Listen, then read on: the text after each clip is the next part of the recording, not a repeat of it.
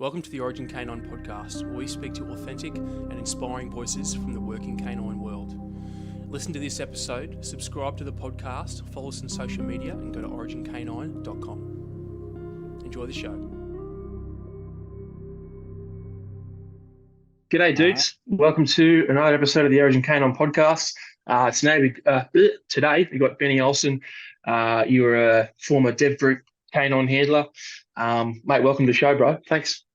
Thank you for having me, man. It's unique being on somebody else's show that's, over in Australia. That's pretty cool. No, good. Thanks, man. I'm glad it's like exotic, so to speak, to you. So that's good, man. Hey, you cool if I just call you Benny? Prefer Benny, Benito? Yeah, that's fine. You can call me Benny. Yep. Yeah, I'm tipping there's an Italian background there somewhere. No. Benito is so my real name's Benito, and my dad's Mexican, and my mom was German, and so I got my mom's last name and my dad's first name. So. Oh, okay, man. Yeah, because I mean, as facetious as this might sound, I just heard Benito, so I was like, Benito Mussolini. Like, is it an Italian thing? Or I don't know. Yeah, no, he won't be the first one. Yeah, there you go. Sweet. Hey, dude. So the way I normally start these shows, man, is I always want to know a bit about your childhood and growing up, because that's obviously a massive influence in terms of you as a human, but your career as well, man. So could you just give us the skinny on when you were a kid, bro? Yeah. So I grew up in a small town in Minnesota, and I write about that in my book. I didn't grow up from a traditional family where my mom and dad were together. They actually were not together. My mom had boyfriends, and she finally got married to my stepdad, partway through my childhood. My dad ended up going to prison. I talk about that a little bit in the book. Yeah, so I had a very different childhood. Kind of like how a lot of kids, I mean, if you look at the statistics with families families nowadays where they're growing up with single parents, that's kind of how mine was. But back in the early 90s, I'm 40 years old now, so it would have been, in the 90s, that's when, my teenage years. And grew up in a small town, South St. Paul, Minnesota. Didn't really have any ambitions to join the military. I wanted to be a police officer because I kind of wanted to do what my dad, I do the opposite of my dad, basically. My dad went to prison, and I wanted to be a police officer. And ended up joining the National Guard right before I turned 18, the National Guard, just a state program up in Minnesota. I quickly realized I did not want to stay in Minnesota, and the National Guard does not, that your home base is there, and then you deploy out of that. I really wanted to go and be gone. Like, I wanted out of Minnesota just because, my dad had went to prison. He had gotten out. I really didn't have a strong relationship with him. My mom ended up moving with my stepdad down to Alabama. So again, basically moved from one part of the country to the other.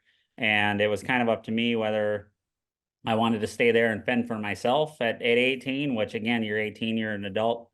It was kind of a wake-up call. And so I ended up getting out of the National Guard. I ended up quitting it and just going to college because they would not let me out and let me transfer to a different unit or a different branch.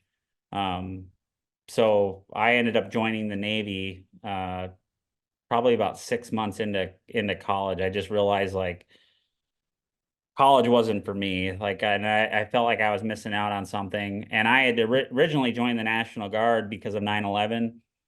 So I don't know how old you are, but I was 17. I was 17 at the time, sitting in class when they flew the planes into the towers, and that's what really prompted me to join the military. Yeah, okay. And I mean, National Guard, in terms of like September 11, National Guard seems like a fairly logical step. You're like, it's the army. You're going to probably, there's some sort of ground war. Maybe this is the best way to go about it. What was the thinking behind the Navy? So the Navy, it was just, the National Guard, they had given me like a really bad discharge. And it was made it pretty much difficult, really difficult for me to join the military in general again. And I literally got done with class. I was in this inequalities class. They were teaching this lady, very liberal lady, was teaching about social justice issues. This is back in like 1999 or this and 2003. And I just was like, I get like I'm half white, like my dad, again was Hispanic, my mom German, but like I'm not I'm not what's wrong with the world, and that's what it made it feel like being in that class. And so I was like, I'm done with college. I actually went down to the recruiting station, and to be honest with you, the Marines weren't there. All of the branches were really they weren't there at the time. Like they were out either for lunch or whatever they were doing. The Navy was there, and I had a connection with the chief that was there. The chief, he had been there in when I was in 11th and 12th grade, and they'd come out to the high schools and try to recruit people, give out pens and all that stupid shit. And so he was shocked to see me, and so I just was like, hey, I want to be a police officer. What can we do? And they had a master at arms rating. So the master at arms rating is basically the Navy's police force. And I ended up joining that because that would have given me the path to get out and go be a police officer in the state of Minnesota. They basically say that, if you go in and you do 5 years, you can come out and take the test and become a police officer for the state of Minnesota. Yeah, okay. Yeah, and there's a couple of things you mentioned there that's interesting, right? So can you just describe the way you left the National Guard? As in, like, you obviously left on bad terms. You were just like, was it a fuck this, I'm out of here sort of thing? Yeah, well, no, I said if you're not going to let me out, and I'm done. And the sergeant, and I talk about this in other podcasts, but the sergeant basically said I wasn't going to amount to nothing, and I was a loser. Basically it, and so I was pissed off at the military then, and because like for somebody to call you, basically saying you're not going to amount to anything, that's kind of a shitty way of going about being a leader. I would never do that myself. And so I didn't want any part of the military. I was so pissed off. And so that's why I went to college, and then ultimately joined the Navy. Yeah, interesting, man. Yeah, because when you said you sort of had a bad discharge, I thought, oh, maybe you might be a little bit like me in the sense that you just went, nah, fuck this, I'm done, and then just blew it all up and just exploded out the back door kind of thing. But um, I just didn't show back up. Like they were, I went out to a couple like weekend events with them. Um, they had this system, like they would go do drills and whatnot with like guns and everything. And they'd put like these little lasers on there, and you had this like little vest. And if you got shot, it would beep or whatever. And I just was like, what the fuck am I doing? And like now I can see the point behind it, I guess. But at the time it was just like I want to leave. I don't want to be in Minnesota anymore, and that wasn't something they were able to accommodate me with. yeah, and the really liberally sort of college experience, is that the typical college experience? I don't really know. I mean, I know that here, I don't know what it's like over there for you guys. Um, I will say like liberalism has invaded the college, and I don't usually get political or anything like that, but like to me, it's like college should be about teaching whatever your next step in life is. It shouldn't all this extra bullshit should not be part of it. Like it, and I thought it was a huge waste of money. Like I was taking classes called like the history of rock and roll, like because it was like an elective that you had to take. And that was one of only a couple classes I could choose. And I'm like, why the hell am I taking this? Like I get you should know history, but like I learned all the history I needed to learn in high school, like like American history and world history and all that. And I was like, why am I paying? And I'm going to throw out a number, $750 for this class that is going to put me further in debt. Like it just didn't make sense. Yeah, and I think that's why I was asking about that and the way you left the National Guard is because you guys have got that really well-worn path over there. You know, go to high school, go to college, get a corporate job, climb the ladder, white picket fence, 2.5 kids sort of Yeah. thing. But obviously, you've not done that. You've just gone, nah, National Guard, that's shit. College, that's shit. Let's do something else. Let's do the Navy. And obviously, where Yeah. you ended up was not the norm. So that's why I was interested in No. that part of your life. Yeah. Yeah. Nope. Yeah. So, mate, take us through the Navy and those early days. Yeah. And I'm sorry, I've forgotten that term that you used, Master at Arms. Master at Arms. Yep. Yeah. So I originally I did not sign up to go be a dog handler. I just wanted to go be a police officer, and that was it, and do my time and get out. When I joined the Navy, I went to a boot camp. It was like 8 weeks long. They marched you all over the place. You learn Navy traditions and all of that fun stuff. You graduate, and then you get to go off to your A school, which is basically you go learn your job. They taught you how to. I'm not gonna say they taught you how to shoot because it was really just like fire your weapon down range and make sure you can hit certain parts of the target, and that was it. I didn't really learn how to shoot until like I went to Dev Group to go, work with those guys. Like those guys actually taught you how to shoot. Um, but we went to this little academy over in Little Creek, Virginia. So it's on the East Coast in Virginia. Um, and it was 12 weeks of just all the same all the same bullshit of boot camp. Like you're treated like a little kid, because a bunch of young people going to this school.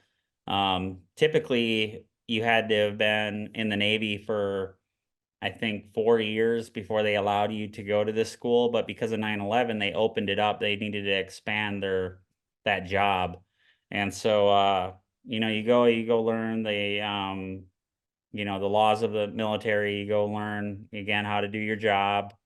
They run you through role playing scenarios. They fucking pepper spray you or OC spray you, and you get to do all that shit. And then you get to choose 3 duty stations of where you want to go. And because of the Iraq war that was going on, because we were over there, this was 2000 and it was the end of 2003. So we were already in Iraq. And I wanted to get as close to that as I could to where I could deploy and go to Iraq. But turns out like where I went, they don't deploy out of there. So I ended up choosing Bahrain, which is like in the Middle East right there. There's a Yeah. little bridge. Mhm. There's a little bridge that's connected to Saudi Arabia. Like they'll come over and party on the weekends. The Saudis would. But I chose that duty station. Like I picked that one for each duty station. I just put that down. I made sure that they were going to give me that. A lot of people wanted Italy and Japan and Florida and all these like, you know, Guam, all these beautiful places. And I'm like, just fucking throw me. I want as far away from Minnesota. I want to be like, I want to disconnect from like kind of not my former life, but just kind of get away and just kind of chart my own path type of thing. So, um, man, I kind of jumped there. I went from boot camp to A school, and then my first duty station was Bahrain. I was only there about 3 months before I started like watching the working dogs work, and I was like, oh, cool, I want to do that job, like because I thought that was pretty honorable, like what they were doing. They were sweeping the buses for the kids, the vehicles they would sweep and for explosives, and I wanted to do that, so I started volunteering. And of course, you're getting fucking hazed. Well, they call it hazing. I call it like rite of passage. They're fucking spraying you in the kennel with a hose and everything. And, you're doing all the shit. Well, yeah, you're doing all the shit jobs, but it's kind of like, again, a rite of passage to get in there and be a handler. Cause, being a handler, you still have to do all of that stuff. You still have to clean up dog shit. You still have to go out and decoy and catch the dogs. You have to, I mean, everything that there is with dogs, you have to still be able to do. Yeah. And did you enjoy that early stuff, or was that just sort of whetting your appetite for what you do later? I thought it was funny. Like I thought it like they had me march down the street with an ammo can, a green ammo can. and a leash attached to it. And that was my dog. And I had to like present my fake dog to like any officer that walked by and salute him and all that bullshit. And I don't know, man. I thought it was funny. There's a lot of people that probably didn't think it was funny. Shit, I got called in, 5 years after I left there. I got called in for hazing, and I was like, well, shit, I wasn't hazing anybody. I was an E. I was at the bottom of the food chain. So like, and they asked me if I considered it hazing, and I was like, no. I'm like, I don't. Like, I'm sorry, you don't have tough skin. Like, this is the military now. Again, military different much back then than it is now. Like, it's very, very much different now. Yeah, is that incident connected to potentially one of the other guests I've had on this podcast that was also in a similar unit? Mike, yeah, same incident. And again, he was my first chief, and like everybody thought he favored me because we would get to go to Dubai after we became after we got certified as dog handlers. We have to go down there for temporary duty, and you go to Dubai, like it's fucking Dubai, dude. Like you get to party and chill and do whatever you want to do down there. And like I just worked really hard, and people thought that he favored me, and really, like, he would tell you, like, I just did my job and I knew what I was doing and I was trustworthy. So yeah. Yeah. And then obviously as a Navy guy, you're aware that there are Navy SEALs. Yeah. Did that ever cross your mind? Were you ever like, I'd like to do that, or I just know that they're there? Hell no, man. Like I hated swimming. Like I loathe swimming. Like I'll go to the beach and hang out, but we used to do over the beaches, like where they would drop you out of a boat and you'd have to swim in with all your gear. This is when I went to Dam Neck. And it's just like, what the fuck are we doing? Like, what am I doing here right now? Like I got all this gear on that if I don't zip up this suit enough, like water's gonna just fill in and take me down to the bottom. I got a dog too we started doing that shit with dogs, swimming in with dogs, and it's just like none of that sounded fun to me. So no, I never wanted to be a SEAL. I give those guys fucking huge props because it's I could not imagine. I could not imagine the shit that they had to go through, to get through buds and all of that. Like I just like no, I'm good. Like I just wanted to handle dogs, and that's what got me in there, was handling dogs. Yeah. And obviously, like, they're like, no one ever talks about buds, like, unless it's in a book or something. Like, no one's hanging around the SEAL teams going, oh, buds. And it was the same in my unit. No one's sitting around talking about selection. But, mate, I went to San Diego early last year when I was doing SHOT Show and a couple of things. And it was summer. I think it was summer. It might have been spring. Anyway, and I was just like, fuck going in that water. Like, I grew up at the beach, right? And I was like, I've got no interest in doing anything like buds. Sitting there doing the surf torture, I was like, nah, I'm good. Well, I mean, you guys over there, like, you guys got fucking great whites and shit too over like, and no, absolutely not. No, and it's cold. It's cold, man. Like it's yeah. The Pacific is fucking cold. So no, Yeah. I didn't want to do any of that. No, had no desire. Yeah, cool, man. And mate, give us the heads up on.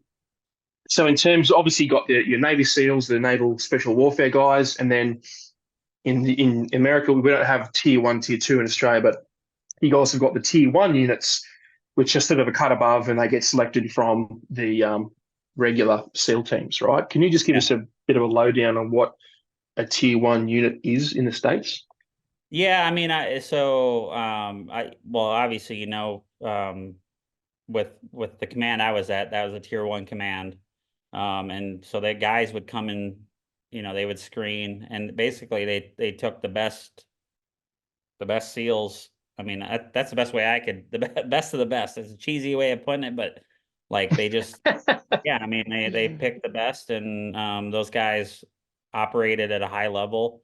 And that's not to say like they call them the white side SEAL teams. It's not like to say that those guys, I ran into a lot of those guys on deployment, and those guys were cool. Like they I talked to a couple of guys that I was with at the command, and he said there are guys out there that could perform at a very high level here at this command, but they're not doing it. Like they're happy with where they're at, and so I mean they get better they get the training and everything. And so while that's, I don't know, man, I met a lot of really good guys that were not at that command, that were just white side SEALs that could have done it, but for whatever reason just decide not to. I mean, yeah. Yeah. And then you have your, I when I was overseas in Afghanistan, I would go out with the Ranger units, again, and those were like the equivalent, I guess, the equivalent of the white side SEALs, because you have your Delta Force guys, right? Like, and those are above the Rangers. But those Ranger guys, they're badass, man. Like those guys, they fought some. I mean, when we get into some shit over there, like they would fight. They got. I mean, they held their own. So I don't know. Like there's always like this thing like where people talk about like, okay, one's better than the other, and it's just like, I don't know. You're out there, like, man. You got those guys out there that are the mine clearing guys, the guys that ride around in those vehicles with the I don't know what it's called. It's the arm out in front, but those guys fucking clearing the Oh, roads and shit over there. Like, you want to talk about balls? Like those guys, like I couldn't do that job. Like knowing that you're that's what you're out there looking for, is fucking mines that are gonna, IEDs that are gonna blow you up, like, so yeah. No, you're right, man. And I think there's a lot of that, Navy SEALs versus Green Berets and Delta Force versus SEAL Team 6 sort of dog yeah, shit. And all the guys I've asked about it, and I ask it for the purpose of the audience. They all say the same thing. They're just like, who gives a shit? We're all fucking pretty good at what we do. We all get along for the most part. Bit of dick measuring, but that's just what dudes do. So yeah. Well, and then yeah, I wasn't a SEAL, so I was just happy to be there. I was like, I don't really care who's better than the other. I'm here, like, I'm here doing the same job. So, I just consider myself fortunate. Yeah. yeah. Well, mate, tell us about so obviously you've gone through the dog program and you're now qualified in Bahrain. Can you give us the lowdown? What's it like getting into Dev Group for and I'm gonna fuck this up. Is it direct support? Is that what they call it? Direct Yeah. support handler? Yeah. Okay. Yeah. You're direct support personnel, and, you're there to support the Trident. Um, so, let's see here. I left Bahrain and I went to Kingsville, Texas, and I actually was going to get out of the military. And I write about this in my book. I just was like, this shit's boring now. Like, I'm tired of, I have just a detection dog. Like, I don't have a patrol dog. I was young.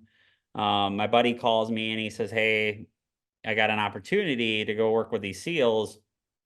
He didn't really tell me what it was.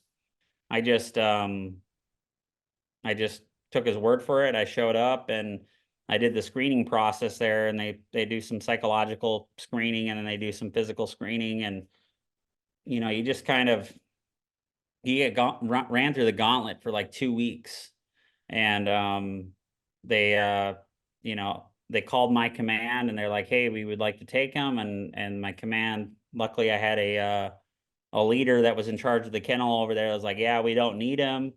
And then I quickly got orders to Dev Group, probably within like 3 weeks. And Shit. then I ended up showing up there probably, when did I get there? I got there let's see here, January of '07. So like within 3 months of screening and all of that, I was showing up there. Yeah. Yeah. And that Uh, that's pretty unreal, man. Like in terms of like military administration bureaucracy for like, yeah. hi, I'm Benny to hi, Yeah. I'm rocking up, knocking on the gate sort of thing. That's pretty good. Yeah, I mean they're different, and again, I don't know how it is now, but um, if they need something, they're gonna get it. The funding or personnel, like they're gonna get it. So, so I And showed up there. What's that? oh, sorry, please go on, go on. Go ahead. No, go ahead. Oh, I was just going to ask, what's the difference, or even the preference over a direct support canine handler versus someone's like, say, Will Chesney, who was a qualified dev group guy, to be a canine handler? Is there a difference, or is it just? I mean, not really. You're both handlers. I mean, if they're gonna choose somebody to take out in an op, like that's like like the Bin Laden raid, right? Like they're gonna take a SEAL, which is fine. Like the fucking guys there have been fighting that war long before I got there, and so, um, but Will would go through he went through like a bunch of civilian courses there, and he was like the team leader. So usually they had SEALs that were in charge of the dogs for whatever squadron they were with. It would be the SEAL that was in charge. I was fortunate enough that after the deployment where I got blown up, I actually got to be the team leader for probably a year and a half, one rotation, and then they brought in a SEAL again. And so I actually got to do that because I got blown up. Like they just trusted that I knew what the hell I was doing. And so, yeah, I was lucky enough. Yeah. All right. And mate, talk us through getting to Dev. That's obviously Dam Neck in Virginia Beach, I think it is. Yeah. Yep. Yeah, talk us through getting there, man. So I got there, I showed up and they put me through a direct support course. They teach you basically a certain set of skills. Um, basically teach you well enough so you don't kill somebody else and you don't kill yourself, pretty much. So they take you through like land navigation, they take you through house clearing, shooting, all of that stuff. Medical. Again, I go into more detail than this in the book, but like the medical classes they teach you, which they ended up being definitely a huge help when I got blown up. And then what else? That's pretty much it. They just teach you. Well, you do OTBs too, like over the beaches, and they dump you in the water, and you have to swim and do all that shit. But then they beat the shit out of you too for like 3 months. Like they physically like PT you, to the point of exhaustion. So it was pretty cool. I mean, it was a fun time. I mean, I think um for us dog handlers, and I wrote it again, like they hold you to a different standard because you're going to be at the door, going in the door with the assaulters, and you're going to be right there on target. So they definitely hold you to a higher standard. Yeah. And so that direct support course, is that just canine handlers, or are you going through with like medics, SIGs, EOD? We're going through with everybody. EOD started to go through with us, I think around the one that I went through. But before that, they had put them in with the SEALs that were going to the command through their own course. The ones that the SEALs do. And so, yeah, I mean, it's everybody, everybody. Yeah. Is there a bit of an attrition rate for that, or is it pretty big boy rules? Let's get you all through sort of thing. Yeah, it's big boy rules. I mean, they definitely fail people out. Like if you can't cut it physically, because then now you're just a hindrance to when you get on target. Like, yeah. Yeah. And obviously you've got through that, no drama, and then you've got posted to a squadron. Um, what's the reception like for a direct support guy? Not great. I mean, I was like 140 pounds, 150 pounds soaking wet when I showed up to the team room, and yeah, there's a couple guys that were like, yeah, this will be interesting because I don't think that they thought I was gonna make it. Yeah. Okay. I was, like I said, I was 150 pounds. Like I was skinny, and they were just, yeah, I don't think they thought I was going to make it through for sure.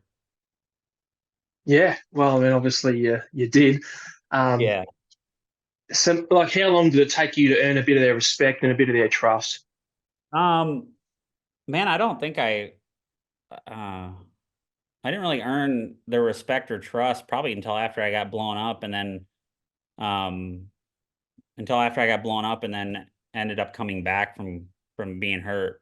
to be honest with you. Like I felt like I was proving something like the whole time I was working with them. I felt like I had to continue to prove myself, especially during training, because while we were training for the deployment, they would, we would go through different scenarios and whatnot, and I just kind of seemed lost because they're all moving fast and furious, and I'm just like sucking through a fire hose, and when we got over to Iraq, my first deployment, they everything really slowed down over there. You know what I mean? Like they weren't rushing to clear buildings, and everybody was slow and methodical. Yeah, and it's a hard metric too. You're like, hey Benny, here's your gold star. We respect you, sort of thing. It's something you'd slowly find out over time that might get invited to a few more parties, or oh, this is my wife or whatever. Right. Yeah. So now, bro, strategically at that time, I think this is from what I can gather. The dev group guys were more in Afghanistan for the most part, and then the CAG dudes or the Delta guys were in Iraq for the most part. Is that kind of the way it was, or was it just a big mix? I think it was a big mix because I was in Iraq and we had people over in Afghanistan as well. Yeah. I think again, I don't know. I'm not sure what those guys did. I mean, I know we were over in Afghanistan. The majority of our work was there, and we just happened to have a troop or whatever in Afghanistan operating. So, I mean, I think until the focus switched to just strictly Afghanistan, I think that's when everybody went over there. So yeah, you're right. They did have a split up a little bit. Yeah. Okay. Yeah. And what's so in terms of dev, and obviously you guys doing your workup, what's what's the primary role, if anything, of the dev group? Um, so like we would do like hostage rescue and whatnot. Like so, anytime that came up, like that was kind of I think their thing. Um, it. I don't. When I was doing the workup, we were basically doing scenarios that we would run into over in Iraq. So doing call outs on buildings and chasing after squirters and stuff like that, vehicle interdictions, things like that. Yeah. Yeah. And who was your first dog? My first dog was Digo. So he's a little 65-pound Malinois, just full of piss and vinegar. And he actually got kicked out of his first squadron because he bit too many people. He bit too many good people too. So he Oh got kicked shit. out. Yeah, he got kicked out of his first squadron, and I picked him up, and he bit me a few times, and it was all good though. He ended up being a really good dog. He knew what he was doing. Like he knew what the job was. He just knew how to do everything, which was great. Just controlling him was a little bit different. Yeah. And you were gold squadron, right? I was, yeah. Yeah. Okay. Yeah. And I don't know if the people listening know this, but how many squadrons are there? Four, including green team? I can't talk about the one that you just mentioned, but there's four. Yeah, I mean you can go on fucking Google and find anything right now. Like, Yeah, yeah. yeah, I was reading that Eddie Penny book, and he's like, I don't know why I can't mention it and talk about the logos. He's like, same thing. Go on Google and you can find it. Yeah, it's got the names and yeah. everything there. But I mean, anyway, fucking, yeah. I mean, Obama announced the damn raid and announced who did it the day of the Bin Laden raid. Like, it was not like it's no fucking secret, you know. So, yeah.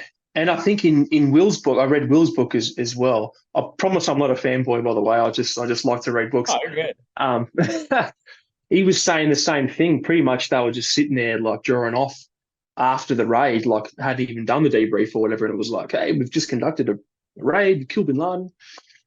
Yeah. Yeah. I kind of wish Donald Trump had done that announcement because that Al Baghdadi one he did was fucking hilarious. Oh, yeah. Well, everybody be pissed off about that if it was him. So, yeah, I don't know. Again, I'm not. I want a good leader in office, and yeah, everybody would be pissed off if he was the one that did it, though. Nah, I get it, mate. No, it's all good. Yeah, so obviously you've got your hostage rescue. You guys seem like you're doing a bit of hitting some fucking high value targets. Um, can you talk us through like your first job as an actual handler, and then what's the typical flow of a deployment like with Dev? So my first job, obviously, as a handler is just to handle the dog. I mean, I'm not there to be a shooter. I'm not there to fucking clear rooms. I can absolutely do it. I can help clear a target, but that wasn't my primary job. My primary job was to handle the dogs. Um, my first deployment, we would go out like every other night, every 3 nights, and we would just go after high value targets depending on what we were doing. And um, the op tempo is pretty high, so our first deployment was only like 4 months. But that's because you're going out a lot. I actually didn't even make it. I made it let's see here, like a month into my first deployment, and I got fucking blown up. I had a building detonate and crush me and kill one of our guys. And so I only lasted a month, and then I ended up coming back. So I did more deployments, but yeah, because the op tempo was so high, you only did, 4 month deployments, sometimes 3. Yeah, and that seems to be the typical sort of pattern for any special operators, right? That those short deployments, but much more intense. Yeah. Well, mate, do you want to talk about that first deployment and then getting blown up? Because obviously I read the account from in the Eddie Penny book, but and he mentions you in there. He makes reference to you. Can Cool. you just give us a bit of a rundown? Because it sounded pretty horrific, mate, from the way he was describing it. And obviously, you guys lost a guy. You'd lost some dudes just previous to that as well. Yeah, so we lost Mike and Nate Hardy and Mike Koch. We lost them on the Super Bowl night. And then we had ended up going out like 3 or 4 nights later, and we're going after like the same target line. This time we would ride in these vehicles. They're called strikers. They're 8-wheeled vehicles. And so basically they could only take one dog. They ended up taking Digo, and so I was his handler. They ended up taking me. And that we're gonna ride out in these vehicles into the Bakaba, which is the city that we were going into. And we didn't see anything on like the overhead asset. Like we didn't see anything that said that they were gonna rig this building to blow up. Like there was just nothing that screamed that. And so we ended up we rolled up onto the target. We walked in probably a few blocks. There was like wild dogs everywhere, or stray dogs, or whatever you want to call it, everywhere. And we get up to the target building, and they start calling out all the people. People start coming out. And then we get a couple guys. I don't know if they're men or women or what, but they came out with AKs and they got fucking blasted in the doorway. They dropped 2 or 3 people in the doorway. And then I'm just kind of sitting there with the dog looking not at the target. I'm looking to my backside just because that's usually, you know, everybody's usually so focused on the target. Like, usually you look at, the threat that's behind you is the one that'll get you.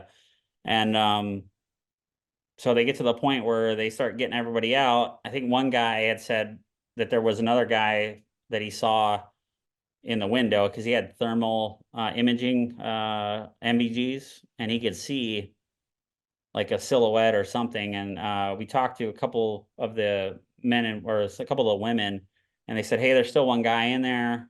He just showed up, I think, a couple nights before."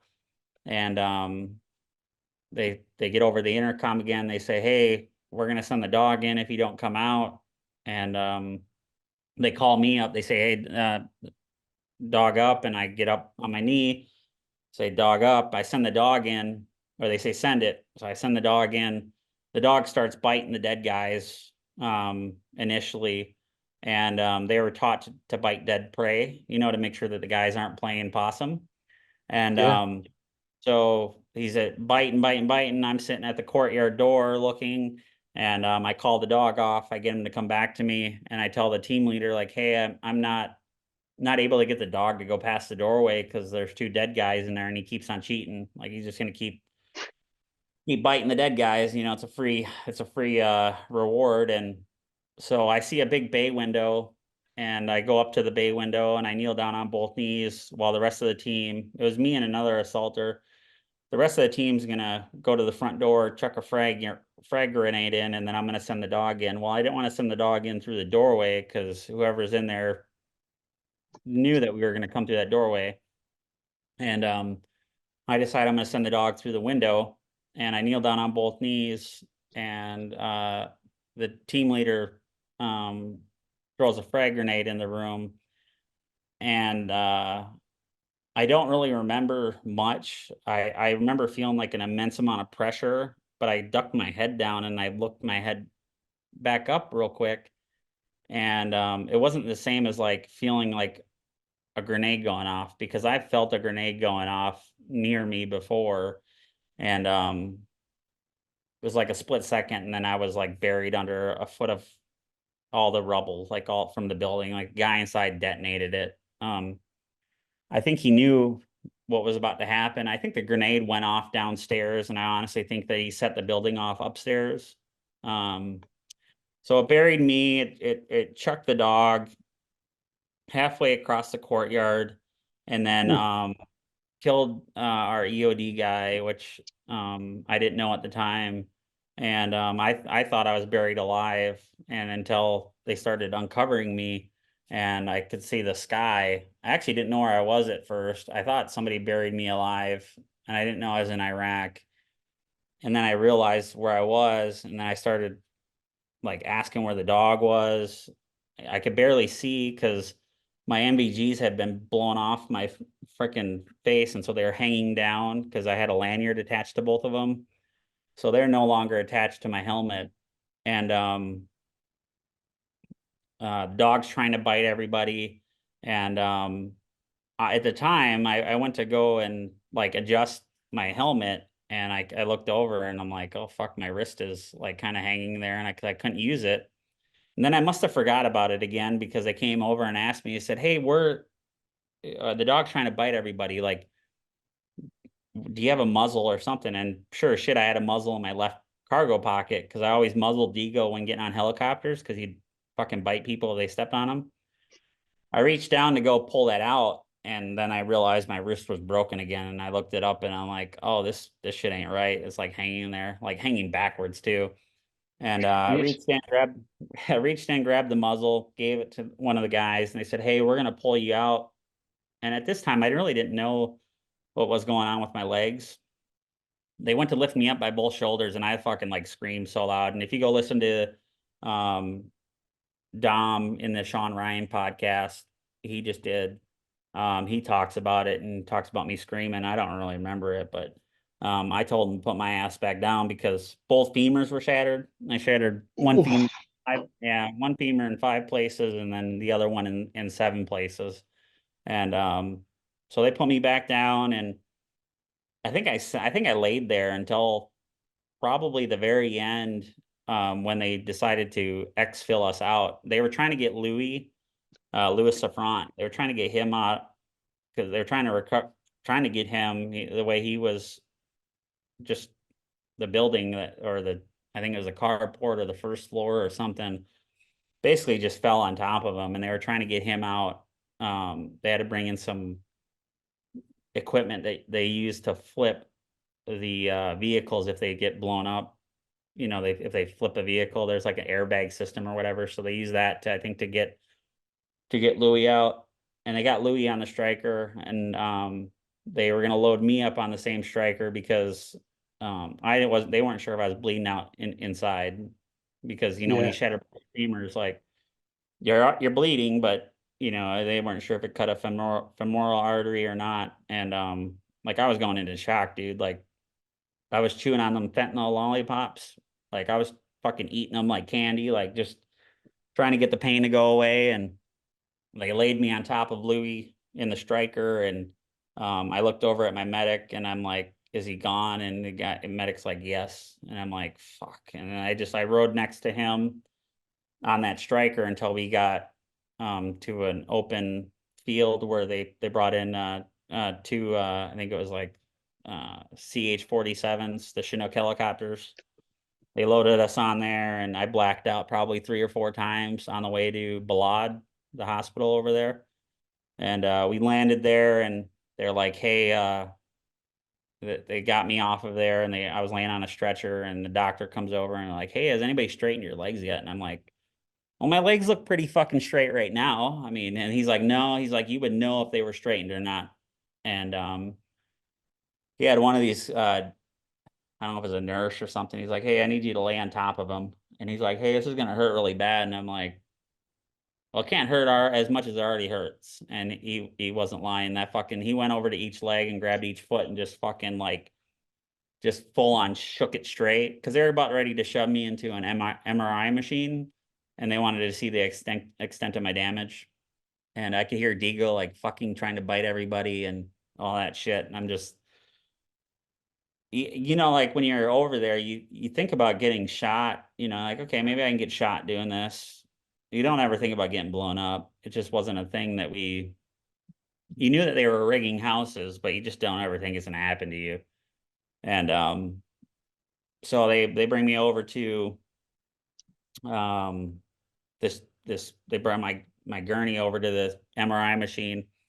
They start putting the IVs in me, and they're like, hey, you're gonna go to sleep, but do you want a pastor to pray for you? And I'm like, well, yeah, I guess if I'm gonna go meet Jesus, like, might as well. And so he came over and prayed over me, and I'm like, well, fuck, if this is it. Like my son was about to be born in Oof. 2 weeks. Yeah, my wife was like 9 months pregnant. Well, 8.5 months pregnant. And I wasn't gonna go back for his birth because Digo was doing so well, and I felt like he was a force multiplier, like to the extreme. Like he just he made their jobs. And I think that troop, they loved having him because they knew that he's kind of like not a safety net, but like just a warm and fuzzy before they would go into a building. Like they just knew he kind of knew how to do his job. And I wasn't going to go back for the birth of my son because, I was afraid of, okay, well, if he doesn't, they were having issues with the other dog, and I was afraid that, if they don't have the dog, somebody's going to get hurt. And so, anyways, the chaplain prayed over me, and I fucking woke up with this erector set on the outside of me. It was you know what an erector set, right? Like the toys erector set. Like it's like I don't know. You build it. You can build like roller coasters and shit and stuff like that. It's like a toy you get as a kid, and Yeah, I think I know what you mean. Yeah. like a metal. There's like a metal bar on the outside with screws going into my top of my femurs, and my squadron master chief comes over to me and says, hey, do you want us to call your wife, or do you want to call your wife? And I'm like, well, I'll fucking call her, and I'm high as shit. And I called her, and I said, honey, I said, something bad happened. And I was like, I get teary-eyed thinking about it. Like, I just said, I'm all right. I said, but, we lost another guy. And I said, I'm coming home. I was like, I'm coming home. And so, it was just, it was a really, really hard time. My wife had already kind of thought something had happened because when Mike and Nate died, they cut off our phone line. So we couldn't, like, they didn't want the word getting out to their spouses or their families. They call it, River City is what they call it. Like when they don't, allow any communications out, and they make everything go dark. And so she already kind of felt like something had happened, and my command hadn't notified her yet, because back at the command in Virginia Beach, I wrote about it in my book, but like my kennel master thought that I was dead, because like on the big board upstairs, it wrote expectant, like I guess expected to die or something, like, I mean, just, or KIA or whatever. And so they weren't sure what had happened. They weren't sure if I was alive, because they were getting conflicting reports. And so by the time that they had figured everything out, they went back over to my house.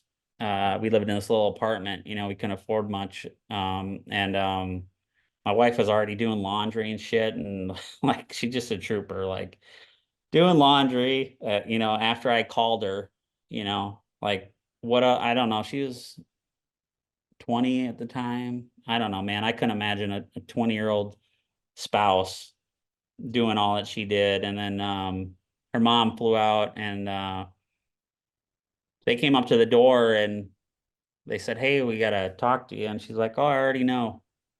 And they're like, "You know?" And they're like, "Yeah, he called me. Like Benito called me and told me what happened." And so yeah, man, it was just a real humbling experience. I don't know. I didn't think anything like that would happen in my life, but if I could go back and do it all over again, I mean, I would absolutely walk up to that building with those guys. And I mean, if I knew, if I knew now what I knew then, but I mean, we wouldn't be, we wouldn't have lost Louis, and it was really weird because, I write about in my book, I believe in Jesus, I believe in God. I wasn't really a huge believer then. I was forced to go to church as a kid. You get confirmation, you get confirmed.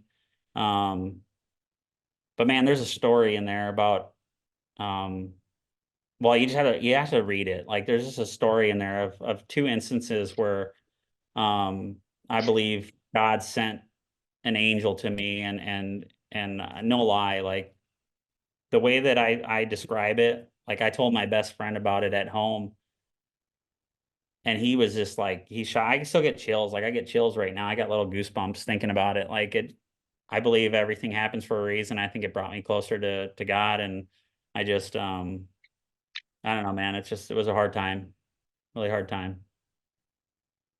Yeah, that's super intense, man. You have me tearing up when you're talking about your talking to your wife on the phone. I've got a new baby due in about 6 to 8 weeks. So, it gets me thinking about that sort of stuff. And it makes me feel so grateful that I don't go away anymore and not have to worry about that stuff anymore. But No, I mean, my daughter, like I think about my daughter, like my daughter was born after my son and like she wouldn't be here right now, but she is. And so, you know, it's like that close to not being here. yeah, I mean, mate, there's a whole bunch of things in that incident that we could sort of pluck out of there. I mean, obviously, you lost your mate, Louis Safront. Is that correct?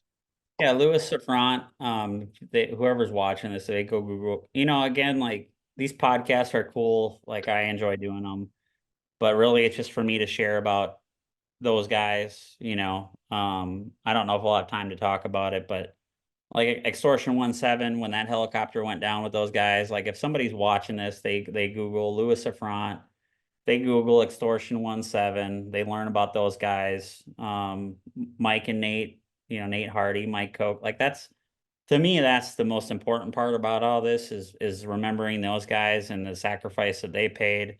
Um, no matter, they get people all the time that are like, oh, we shouldn't have been over there. Well, probably not, but like they still fucking went out there and they died. Like they did it fighting for everybody here back at home and people around the world. Like, I mean, you know, I hate it. America's kind of like the police of the world. It fucking sucks sometimes, and it's like, but these guys go out there, and women too, go out there and do this job, and that's the important part for me is that people learn about those guys. Yeah, I agree, mate. Yeah, and I mean, I've got my own reasons for doing the podcast, and some of it's about I get to talk through a lot of things that are in my head, and some of it's extracting some of the same stuff from other people, whether it be paying respect to your mates who passed away, or Yeah. telling a story about your human experience and then passing that on to other people. So, mate, I very much appreciate that story, dude. So, Cool. um, and I think particularly. And I'm going to go watch that episode with Dom on the Sean Ryan show just to get a bit of perspective because I mean three different angles of the same story I guess is Yeah. Yeah. yeah Yeah, yeah you'll get another perspective, and it's like I don't know, man. I enjoy hearing it. I hate that it happened, but I enjoy hearing it because I don't get to. All I see it is from my eyes of how and Like the whole reason why I wrote a book is because my both my grandmas have dementia and Alzheimer's. And so Yeah, shit. my biggest worry is like forgetting. Like I don't want to be 80, 90 years old and forget or not be able to tell the story. So at least I have a way of, somebody else can go read the book and the story still can be told. Um, so yeah. Yeah, and that's interesting that you word it like that about memories and forgetting and whatnot. I was having a chat to another guest probably a couple of weeks ago, and we are talking about guys that give you shit for going on podcasts and telling war stories or whatever.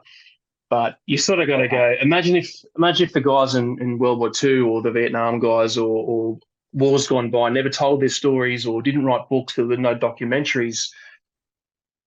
I mean, the Yeah, I stuff mean, would go nowhere. You wouldn't remember these names. They would be forgotten about and disappear. well, think about how many stories we haven't heard and that, somebody knows about their grandpa or great grandpa or whatever of shit that they did over in World War II. Like, think how many stories are out there that haven't been told. I mean, granted, like podcasts and everything like that, that's all, new stuff. I think that's where technology is great, is, being able to share. And I think a lot of people, like even Vietnam veterans who did not get they didn't really get the credit that they deserve for the shit that they went and did, the bullshit that they had to go do, and the even bigger bullshit they had to come back to. Like, I just think about that. Like, I think about all the stories that have not been told. And again, I don't get high off of myself. Like, I just shared my story and mainly just for my kids, right? Like gave them each a copy and somebody asked me like, "Hey, how are sales doing with your book?" And I'm like, "I don't give a shit. Like, I don't really care. Like, honestly, don't care."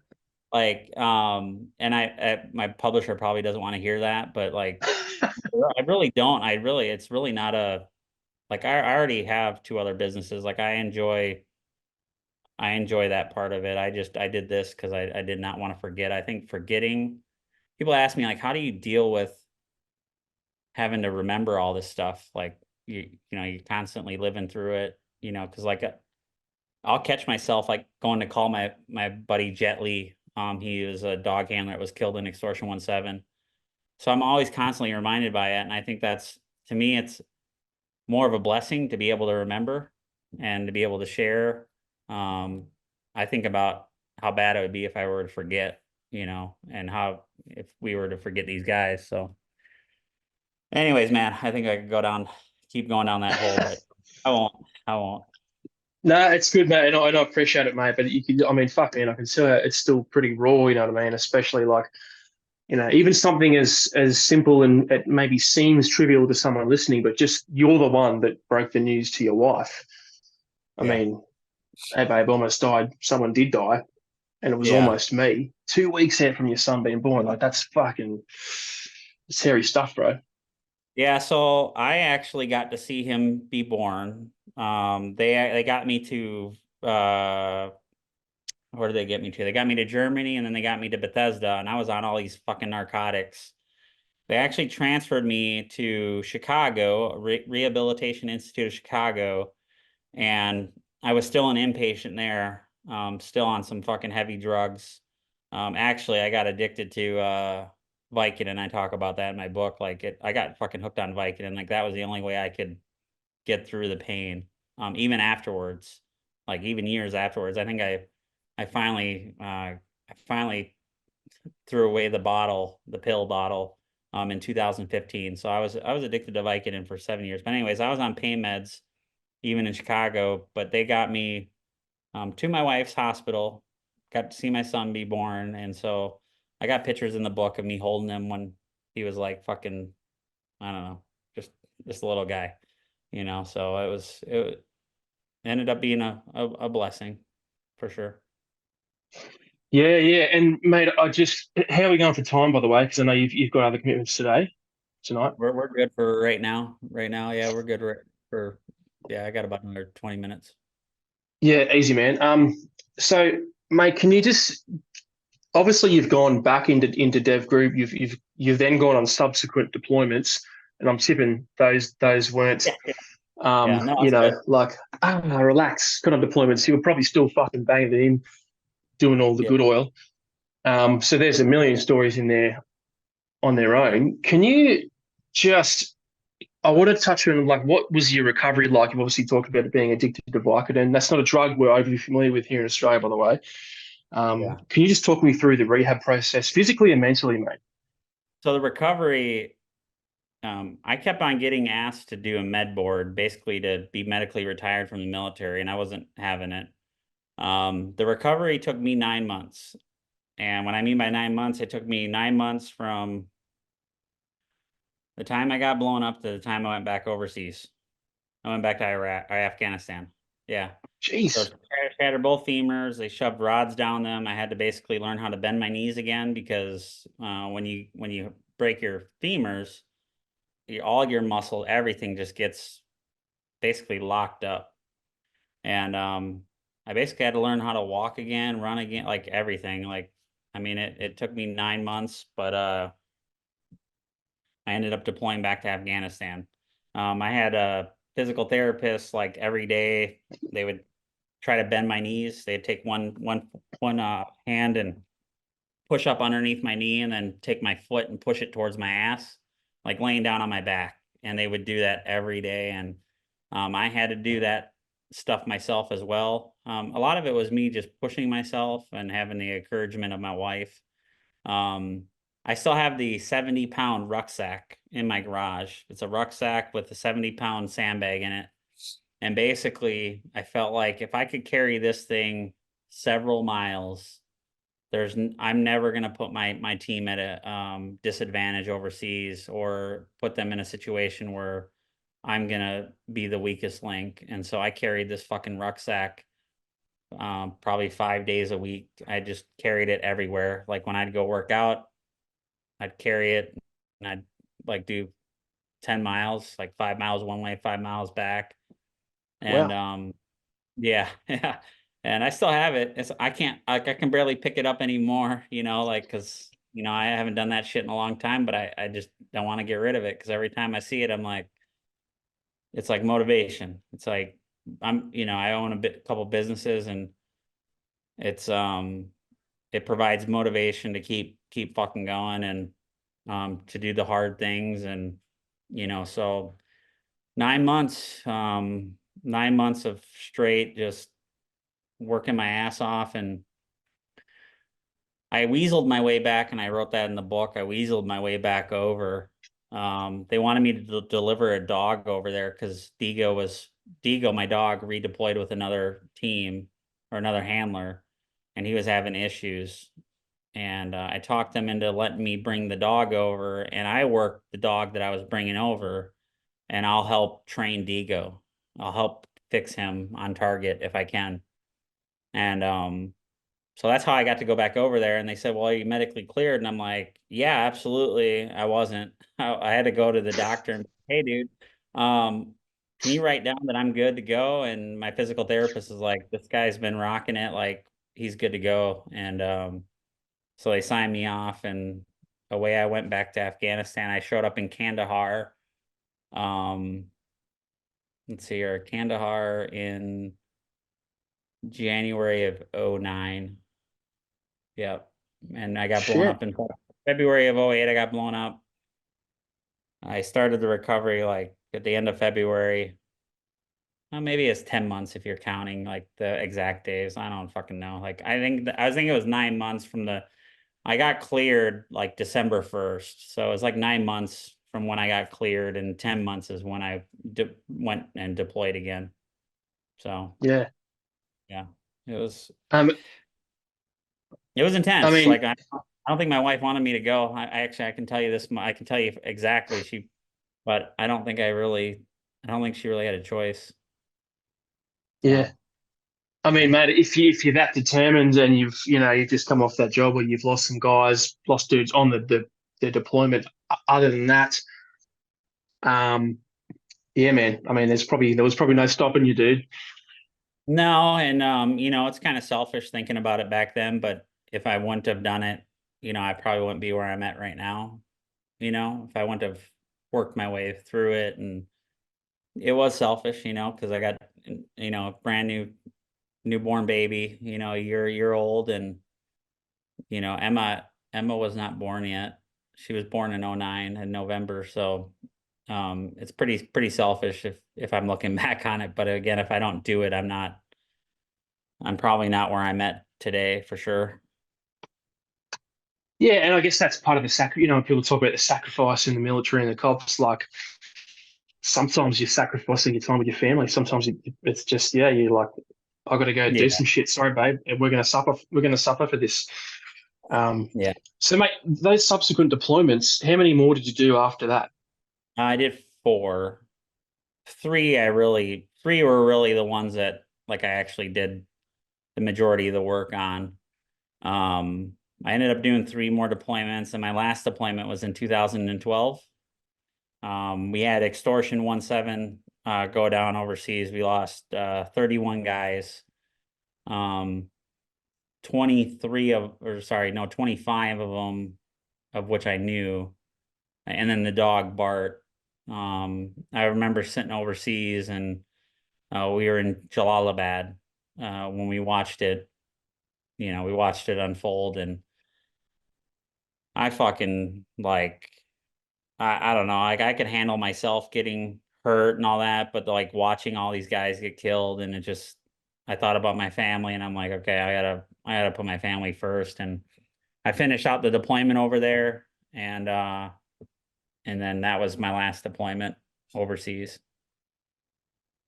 So Yeah, yeah, during that time, like again, I write about in the book, like there's a lot of dog stories. I write about Digo fucking tearing up this dude's throat. Like that was like one of my first bites when I was in Iraq. This is before I got blown up. And I write about like one of the dogs, like we fucking engaged this guy in the window, and we sent the dog in, and I get up to him, and he's like fucking chewing on this guy's brains and shit. And it's like this is war, I guess. I mean, so we did a lot of good dog stories in there. And um good bites, bad bites. Like I had a dog fucking go, he went just he's a dumbass. Like he bit 3 operators on one evening, and I had to fucking fire him. Like it was like the perfect setup too. I don't know if people are listening, but like when you send a dog on a guy, usually they have to search for him to find him, and then the dog usually engages. Well, this guy was out in the middle of this field at night, and of course, like the dog, I don't know what their vision is, but it's limited. But I could see the guy dead as like fucking. All I got to do is just send the dog in that direction, and the dog goes about 20 feet out, fucking turns around, sees one of our snipers on my flank, and fucking runs over there and bites him in the knee, and then ends up biting the terp, and then bit another guy. I mean, I write about not just the good things, like there was bad things too, like, and I think being able to work through those, like I built up a good reputation, and then that fucking one mission, that dog basically not ruined it, but gave me a little black eye. And so yeah. yeah, a little reality check, and that's the difference, mate, between the winners and the losers, mate. The people that climb and the people that don't, right? I mean, no matter who you are, dev group, CAG, like you're gonna have fucking mistakes, failures, and that's just how you recover from it, mate. Yeah. Yeah, Yeah. absolutely. So, mate, I won't dig too much deeper into your career because I'm just conscious of the time. You got stuff to do. So, can you just give us a bit of a rundown, mate, about leaving the military and then what you do now? So I left the military in 2013, and I could not get hired anywhere. Like I tried applying fucking everywhere, and every place said that I was either overqualified or not qualified enough. And I just wanted a fucking job. Like I just wanted to do something else. And I became a real estate agent. So I found a mentor and I got into that. I got my license, and I'm like, okay, this sucks. I don't want to do this no more. Um, and then I ultimately went back to the dogs. And so I was in my neighborhood, and this guy came up, and his wife, they asked me, hey, can you work with dogs? Can you help us with our dog? And I'm like, yeah, sure. So I helped them with their dog. They gave me like $500. And I was like, okay, this is cool. Like, it took a lot to make $500 in the military. And so I started training people's dogs, and then I went to a school. I already knew how to train dogs, but like we have our GI Bill here. It's education bill that I don't know if you know what that is, but I've basically heard if you of it. join, Yeah. yeah, basically if you join the military, they'll pay for your college or vocational training. And so one of those, I could go and be a dog. I could go to school to learn how to train dogs. And so I use that to go and just kind of polish up my knowledge on working with pets, because it's a lot different than working with humans, or sorry, working with military dogs. Working dogs. Yeah. You have to work with the humans. You actually have to work with the humans. Like that's like 90% of the battle is working with the humans, working with the owners. And so I started my own business, Patriot Dog Training, in 2013. I started it, and I really grew it down here in Texas in 2015 out of my house. And then now we have a 10,000 square foot facility, and we just bought our new facility, which is like 6,000 square feet. So we're going from being a renter tenant to actually owning our own place. And then I have a tire and wheel franchise. I got into that. It's called R&R Tire Express, and it's a franchise over here. It's like Discount Tire. It's not like Discount. It's clean and nice like Discount Tire. And then obviously I wrote the book, and that's kind of what I'm doing right now. I've enjoyed it. I mean, it's been definitely working with people and their pets is an eye-opening experience. Like you've done it before, so you'll know. Yeah. Yeah. I don't know. Definitely, man. I don't know if over there like people are as crazy about their pets as they are over here or not, but it's fucking wild over here sometimes. Yeah, it's a bit different here, mate. Like I know, because I mean, just culturally, America's a little bit different to us. Even just something as simple as like, gun ownership. Just the number of people you've got. Like, I've spoken to a lot of people in this podcast that have businesses, and it astounds me that you guys are like, oh yeah, started this business, and now I got this, 100 million foot square facility, and I train 1,000 dogs every minute, and I'm like, oh man, we've got 22 million people in Australia. Like we just Yeah. I feel like we just don't have the market that you Yeah. guys have. You guys just seem to have so many people just wanting your services. So Well, it just, that's the opportunity, right? I mean, that's the one good thing I'll say about America is the opportunity is there to anybody who fucking wants it. You just can't just don't bitch about things, and just go out there and put in effort, and you're bound to do something. I mean, as long as there's a market for it, you're bound to be successful. Like, I mean, there's a reason why we have all these damn people crossing the border right now. Like, there's a reason why no, I'm not lying. Like, you probably heard about it over there. Like, oh yeah, they no, and again, it's not I would say the majority aren't coming from the opportunity of owning a business, but they know that we're gonna feed them, we're gonna house them, we're gonna clothe them. Like, they know that like America's like they know that we're it's just is what it is, I guess. I don't know. no, I know But what yeah, you mean. Yeah, I won't press that issue. no, it's good. It's good. And again, like I'm in San Antonio, so like I go to the airport, and they've been flying for the past 3 years, since our president got elected 3 years ago. They've been flying them out of San Antonio Airport, and every time I go there, they have their own line. And these aren't fucking like a bunch of women and children, dude. Like, they look like some rough dudes, and it's just like, what the fuck are we doing?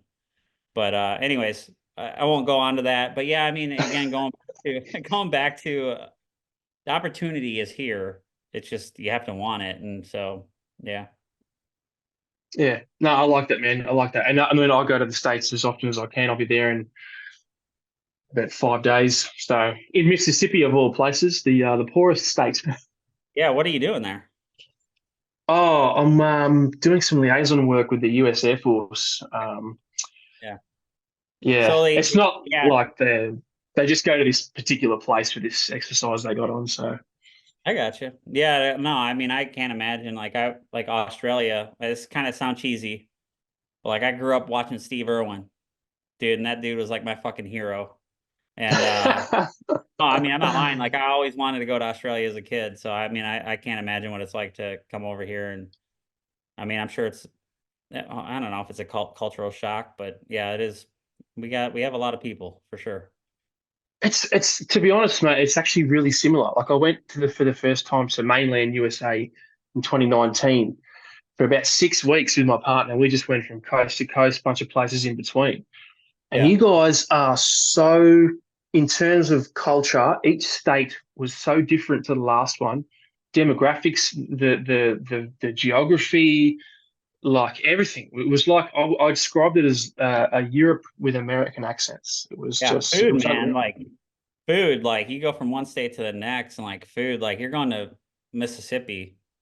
So, well, that would be Louisiana, but like, man, like they do like the boils and stuff down there, like with the crawfish and whatnot. Like, I love that shit, but like, yeah, you go to different parts. Like, we just went to Boston and it's like, like really good seafood. And you're just like, you're down here in Texas. You can get seafood down here, but it's not like there, so. Yeah, it seems to be barbecue in Texas, man. When I went there with Mike Desant and loved it, man. It was the best time.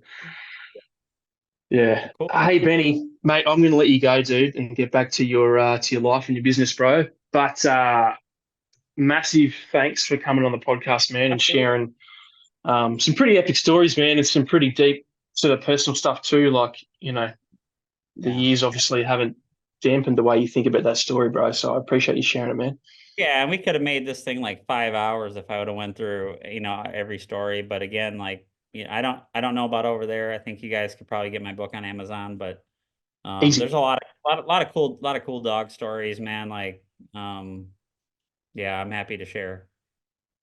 Yeah, done, man. And bro, give us a quick plug for your book and your business, and then I'll let you go. So it's called The Underdogs: Conquering Life with Man's Best Friend and SEAL Team Blank because I had to knock out the fucking number. Um, yeah, right.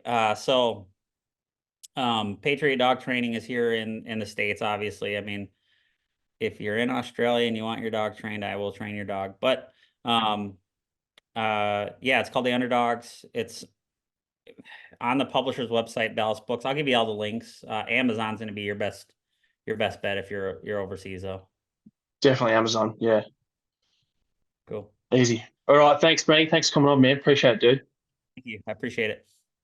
We hope you enjoyed that episode of the Origin Canine podcast. Tune in next week for another episode. In the meantime, go to origincanine.com, check out our safe, innovative, and built for purpose canine equipment.